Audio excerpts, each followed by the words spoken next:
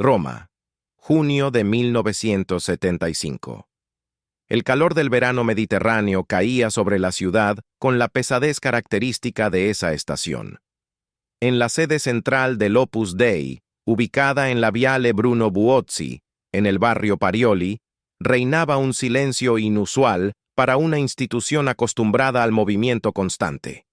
Hacía apenas días que José María Escrivá de Balaguer había muerto el 26 de ese mismo mes, de manera repentina, según los testimonios de quienes lo acompañaban en ese momento. No había enfermedad prolongada, no había lecho de agonía documentado con detalle. Hubo, según los relatos disponibles, un colapso súbito en la habitación adjunta a su oratorio privado. Tenía 73 años. Llevaba 4 décadas construyendo una institución que para ese momento contaba con decenas de miles de miembros distribuidos en más de 80 países. El cuerpo fue velado en la capilla de la sede, y miles de personas desfilaron ante él en las horas siguientes. Las crónicas de la época, incluyendo las cintos recogidas por corresponsales de agencias internacionales presentes en Roma, describen una afluencia masiva y organizada. Lo que esas mismas crónicas no podían registrar todavía era la cadencia del proceso que comenzaba en ese preciso instante. Si este canal te ayuda a comprender la historia de las instituciones religiosas con rigor y sin simplificaciones, considera suscribirte y activar las notificaciones. Lo que viene a continuación requiere atención sostenida.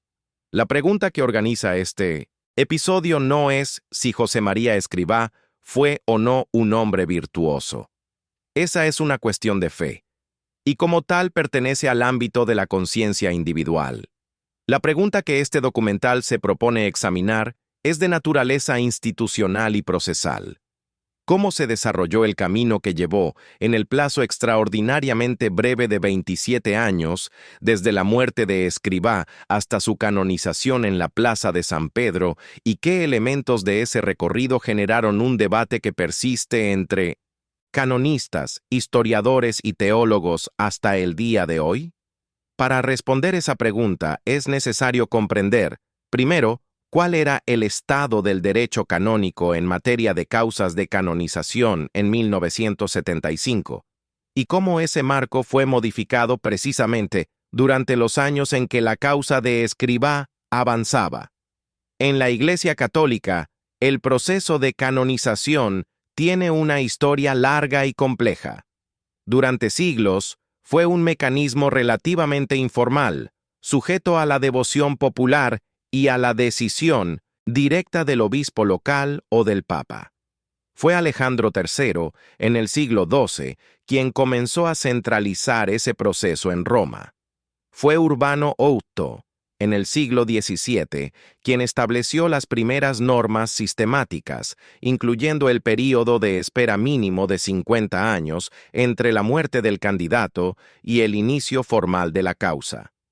Ese período tenía una función precisa: garantizar que el entusiasmo inmediato no contaminara la evaluación histórica y que los testimonios pudieran ser recogidos sin la presión que genera la cercanía emocional con el fallecido. El plazo no era arbitrario, era una salvaguarda epistémica. Cuando Escrivá murió en 1975, ese plazo de 50 años seguía vigente en el derecho canónico. Sin embargo, existía una disposición que permitía al Papa dispensar de esa espera en casos excepcionales.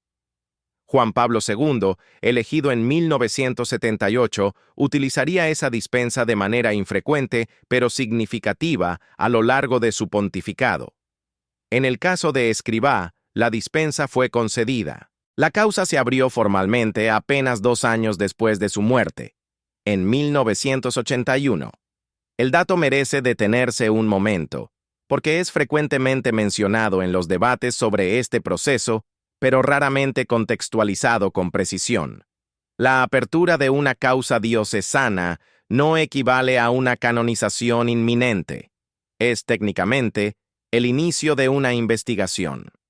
Lo que hace que el caso de Escrivá sea notable No es solo la rapidez de esa apertura, sino la velocidad con la que cada etapa subsiguiente fue completada, y el contexto institucional en que esas etapas se desarrollaron. La causa fue abierta por la diócesis de Roma en 1981. El postulador designado para conducir el proceso, es decir, el abogado eclesiástico encargado de reunir y presentar la documentación, era un miembro del Opus Dei.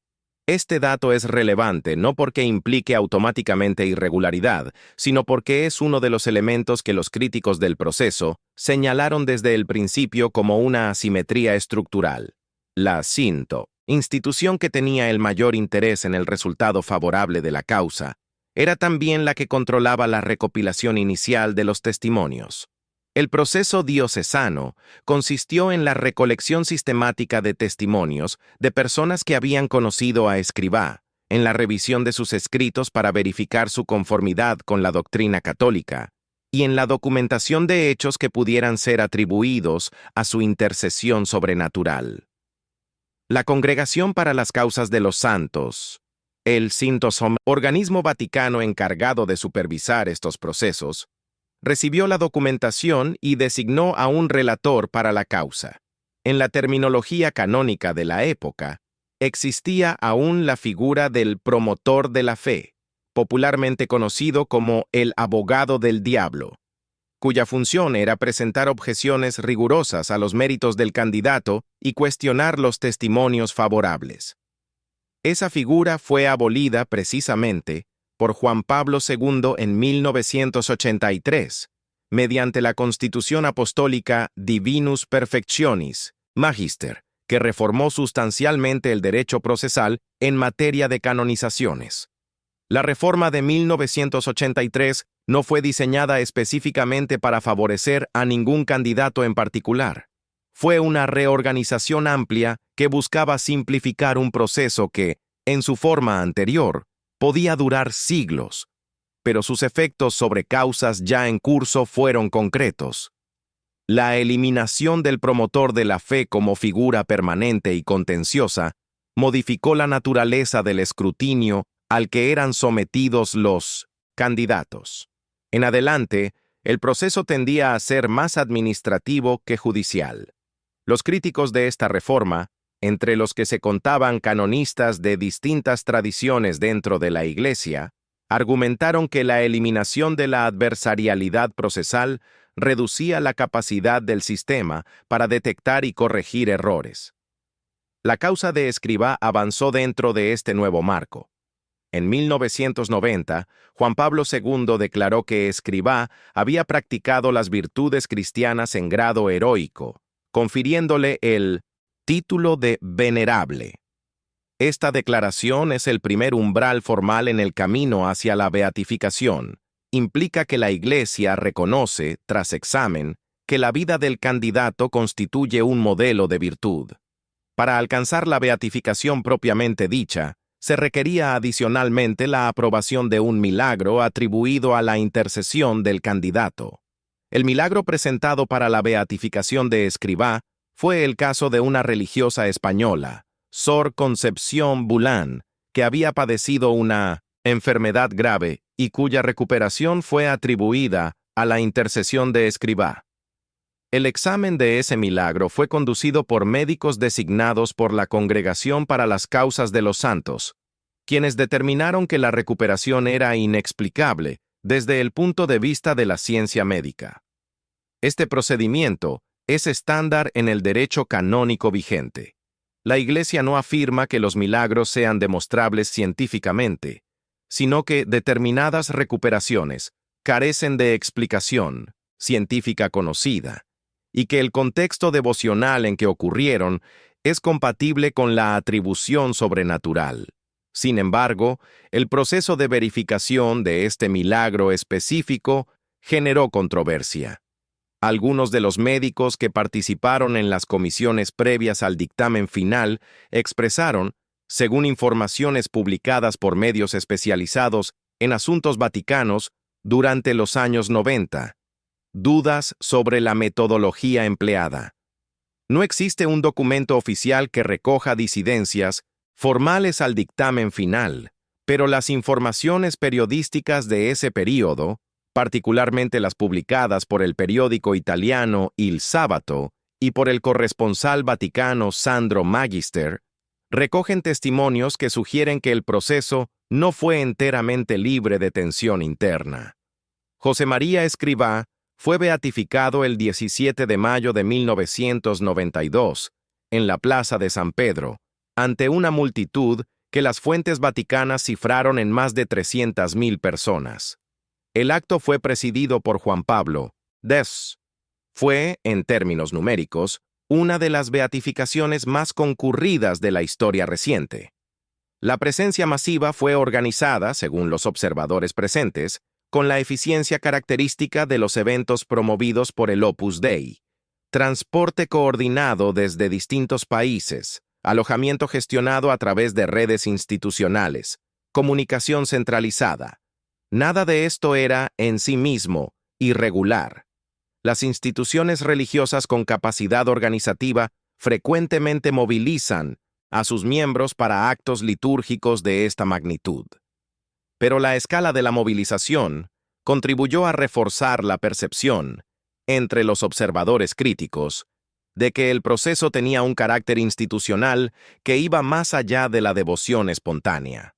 Entre la beatificación en 1992 y la canonización en 2002 transcurrieron exactamente 10 años. Ese intervalo es, en sí mismo, un elemento del debate. En la historia de las canonizaciones del siglo XX, el tiempo promedio entre beatificación y canonización variaba considerablemente. Algunos procesos tardaban décadas, otros avanzaban en pocos años. El de Escrivá fue uno de los más rápidos. Para proceder a la canonización se requería en el marco vigente la verificación de un segundo milagro ocurrido después de la beatificación. El milagro presentado para la canonización fue el caso de Manuel Nevado Rey, un médico español que padecía una enfermedad cutánea grave. Su recuperación fue atribuida a la intercesión del beato Escrivá. El proceso de verificación siguió el protocolo estándar: comisión médica, dictamen sobre la inexplicabilidad científica de la recuperación, aprobación teológica. El dictamen fue favorable. La canonización fue fijada para el 6 de octubre de 2002, pero el período entre 1992 y 2002 no estuvo únicamente marcado por los trámites procesales. Fue también el período en que las críticas externas al proceso alcanzaron mayor articulación pública. En 1994, el periodista y escritor José María Zavala publicó una investigación periodística que recogía testimonios de exmiembros del Opus Dei que cuestionaban distintos aspectos de la institución fundada por Escrivá. Ese mismo año, la periodista María del Carmen Tapia, que había ocupado cargos relevantes dentro de la institución, publicó sus memorias, en las que describía un ambiente interno que, según su relato, contradecía la imagen pública de serenidad espiritual que el proceso de canonización proyectaba. Ninguno de estos testimonios constituye, en mínimo de términos jurídicos, evidencia procesal. No fueron presentados ante la congregación como objeciones formales dentro de los mecanismos previstos por el derecho canónico. Pero su circulación contribuyó a crear un contexto público de debate que las autoridades vaticanas no ignoraban. La pregunta que surgía de ese contexto era precisa: ¿existía un mecanismo dentro del proceso canonizador para recoger y examinar testimonios desfavorables al candidato? La respuesta, dentro del marco reformado en 1983, era matizada. El relator de la causa tenía la obligación de examinar con seriedad los escritos del candidato y los testimonios recogidos. La congregación tenía la potestad de solicitar información adicional, pero el sistema no contemplaba un mecanismo adversarial formal que obligara a la institución postuladora a responder a objeciones externas específicas. Los críticos señalaban esta asimetría como una debilidad estructural del proceso. Los defensores del proceso respondían que la congregación disponía de sus propios instrumentos de verificación independiente y que la existencia de críticos públicos no equivale a la existencia de evidencia canónicamente relevante en sentido contrario. Uno de los elementos más debatidos del proceso fue la celeridad con que fueron cerradas las objeciones presentadas a nivel informal. En el período previo a la beatificación, varios teólogos y canonistas enviaron comunicaciones a la congregación, planteando preguntas sobre aspectos específicos de la espiritualidad de Escrivá tal como había sido descrita en sus escritos. Entre los puntos señalados se encontraban la afirmación, presente en algunas cartas de Escrivá, de que el Opus Dei había sido fundado como respuesta a una revelación divina directa. La naturaleza de algunas expresiones utilizadas por Escrivá en correspondencia privada respecto a figuras de la jerarquía eclesiástica, y la compatibilidad de ciertos aspectos del régimen interno del Opus Dei con la doctrina sobre la libertad de conciencia. Ninguno de estos puntos dio lugar, según la documentación pública disponible, a una revisión formal del proceso.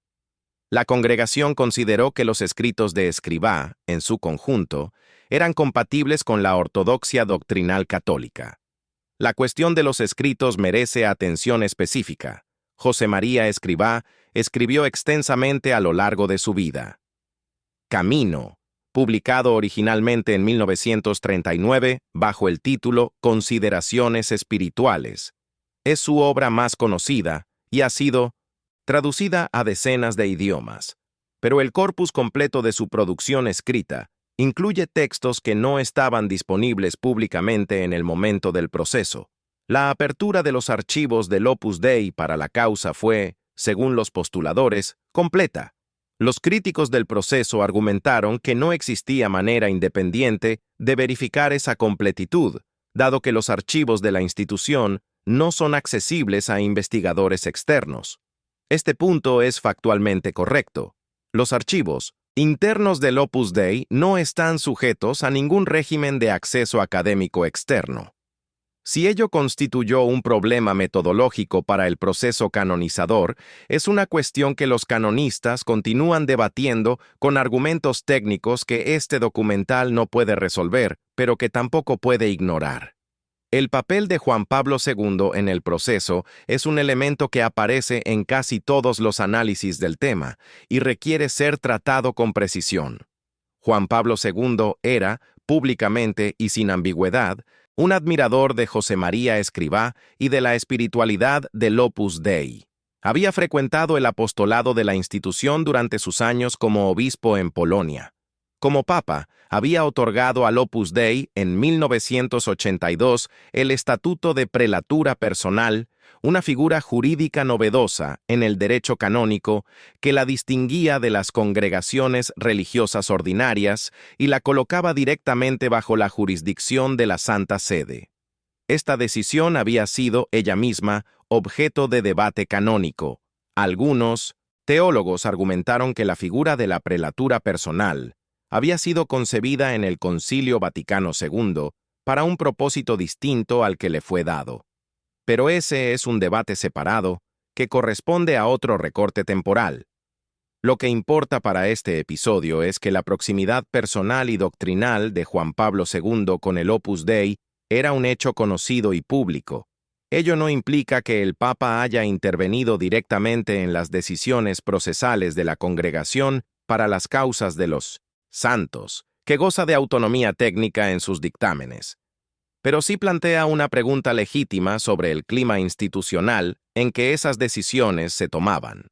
El historiador Kenneth Woodward, autor de Making Saints, una de las investigaciones más detalladas publicadas en inglés sobre el proceso de canonización como institución, señaló en entrevistas posteriores a la beatificación de Escrivá que la velocidad del proceso era, en su opinión, difícilmente explicable, sin considerar el contexto de las relaciones entre el Opus Dei y el pontificado de Juan Pablo II.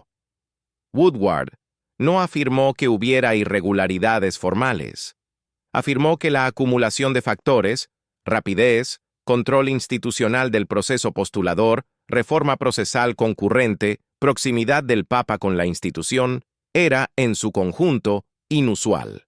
Esta evaluación fue rechazada por las autoridades del Opus Dei y por varios canonistas cercanos a la congregación, quienes argumentaron que el proceso había seguido en todo momento los procedimientos previstos por el derecho vigente, que la velocidad era atribuible a la excepcional abundancia de documentación disponible y a la claridad de los testimonios recogidos, y que la aplicación de estándares distintos al Opus Dei respecto a otras instituciones revelaría un sesgo antiinstitucional. Este argumento tiene una lógica interna coherente y no debe ser descartado sin examen. El 6 de octubre de 2002, Juan Pablo II proclamó a José María Escrivá santo de la Iglesia Católica Universal. La ceremonia tuvo lugar en la Plaza de San Pedro. Las fuentes vaticanas estimaron la asistencia en más de 400.000 personas. Los medios internacionales cubrieron el evento con amplitud. La cobertura tendió a dividirse, de manera bastante clara, entre quienes describían el acto como la culminación de un proceso ejemplar de reconocimiento espiritual, y quienes subrayaban la velocidad y las controversias del recorrido. Desde el punto de vista del derecho canónico, la canonización es un acto definitivo e irrevocable. La Iglesia Católica no posee mecanismo alguno para revertir una canonización. Esta característica del sistema es, en sí misma, un elemento del debate sobre los estándares de rigor que deben aplicarse antes de ese acto. Si el proceso puede cometer errores, y los canonistas católicos, incluyendo los más favorables al sistema vigente, reconocen que ningún sistema humano es infalible, la irreversibilidad del resultado amplifica la importancia de la calidad del procedimiento. Lo que puede documentarse con certeza es esto. Entre la muerte de Escrivá en junio de 1975 y su canonización en octubre de 2002, transcurrieron 27 años. En ese periodo, la Iglesia Católica canonizó a más candidatos que en cualquier otro pontificado de la historia registrada. Juan Pablo II canonizó, a lo largo de su pontificado, a 482 santos, una cifra que supera con creces la suma de todos sus predecesores del siglo XX. Esta política de canonizaciones masivas fue, ella misma, objeto de debate teológico. Algunos argumentaron que la proliferación de santos diluía el significado del reconocimiento. Otros respondieron que reflejaba una visión teológica legítima sobre la universalidad de la llamada a la santidad. Escrivá fue canonizado dentro de este contexto más amplio, aunque el perfil de su proceso lo distinguió de la mayoría de los otros candidatos canonizados en ese período, precisamente por la velocidad y por el carácter institucionalmente organizado de su postulación. Hay un dato específico del proceso que merece ser examinado por separado, porque es frecuentemente mencionado en los debates, pero raramente explicado con precisión. En 1981, cuando la causa fue abierta formalmente por la diócesis de Roma, el período entre la muerte del candidato y la apertura de la causa era de 6 años. El mínimo canónico ordinario habría exigido 50 años. La dispensa papal que permitió abrir la causa en 1981 fue, por tanto, una excepción muy significativa. La Congregación para las Causas de los Santos había recibido, según informaciones publicadas durante los años 90, un número extraordinariamente alto de peticiones de canonización para Escrivá. Las cifras mencionadas en distintas fuentes varían entre 300.000 y 1,5 millones de firmas recolectadas en los meses posteriores a su muerte. La variación entre esas cifras es suficientemente grande como para impedir que cualquiera de ellas sea citada con plena confianza. Pero la existencia de una campaña organizada de recolección de firmas en el período inmediatamente posterior a la muerte de Escrivá está documentada y fue presentada por los postuladores como evidencia de la devoción espontánea que justificaba la dispensa. Los críticos señalaron que esa campaña no era evidencia de devoción espontánea, sino de capacidad organizativa institucional, y que la distinción entre ambas cosas era precisamente uno de los elementos que el proceso debería haber examinado con cuidado. Los defensores respondieron que la capacidad organizativa del Opus Dei no invalidaba la autenticidad de la devoción individual de quienes firmaron las peticiones. Ambas posiciones son lógicamente compatibles con los hechos disponibles. Durante los años transcurridos entre la beatificación y la canonización, el debate sobre el proceso fue documentado en una serie de publicaciones que conviene mencionar con precisión. En 1995, la revista italiana 30 Giorni, publicación cercana a sectores conservadores dentro de la Iglesia, publicó una serie de artículos que defendían la regularidad del proceso y criticaban lo que describían como una campaña mediática sesgada contra el Opus Dei. Ese mismo año, el periodista Michael Walsh, autor de The Secret World of Opus Dei, publicó análisis en medios anglosajones cuestionando aspectos del proceso. En 1997, el sacerdote Vladimir Feldsman, que había sido miembro del Opus Dei durante años antes de abandonar la institución, ofreció testimonios públicos que describían aspectos del carácter de escribá que, según él, eran relevantes para la evaluación canónica de sus virtudes. La congregación no incorporó ese testimonio al proceso, según la documentación disponible, aunque no existe confirmación documental de que haya sido formalmente recibido y rechazado, o simplemente no considerado dentro del procedimiento vigente. La figura del promotor de la fe, abolida en 1983, habría sido el mecanismo institucional a través del cual testimonios de este tipo habrían podido ser incorporados al proceso de manera formal y contenciosa.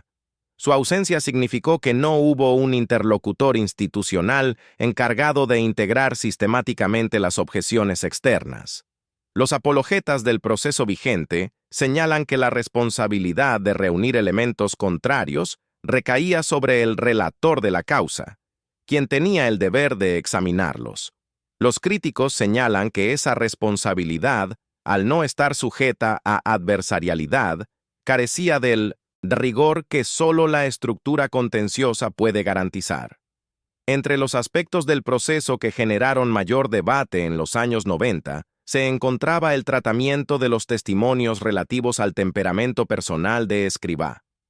El proceso canonizador examina las virtudes del candidato, no en un sentido genérico, sino en referencia a categorías específicas: fe, esperanza, caridad, prudencia, justicia, fortaleza y templanza, entre otras. Varios testimonios que circularon públicamente, incluyendo el de Feldsman y el de Tapia, describían a Escrivá como un hombre que en determinadas circunstancias exhibía comportamientos de ira o dureza que podían ser difícilmente compatibles con la heroicidad de las virtudes que el proceso afirmaba. Los postuladores respondieron que esos testimonios eran subjetivos, parciales o motivados por el resentimiento propio de quienes habían abandonado la institución. Los críticos respondieron que la descalificación de testimonios desfavorables por referencia a la trayectoria posterior de quien los ofrece es metodológicamente problemática, porque aplica un estándar asimétrico. Los testimonios favorables no son sometidos al mismo escrutinio sobre las motivaciones de quienes los ofrecen. Este debate sobre la metodología de selección de testimonios es uno de los más técnicamente complejos del proceso, y también uno de los más difíciles de resolver desde fuera de las instituciones que controlan la documentación. Sin acceso a los expedientes completos del proceso canónico, que no son públicos, no es posible determinar con precisión cómo fueron tratados los testimonios desfavorables que llegaron, por vías informales, al conocimiento de la congregación.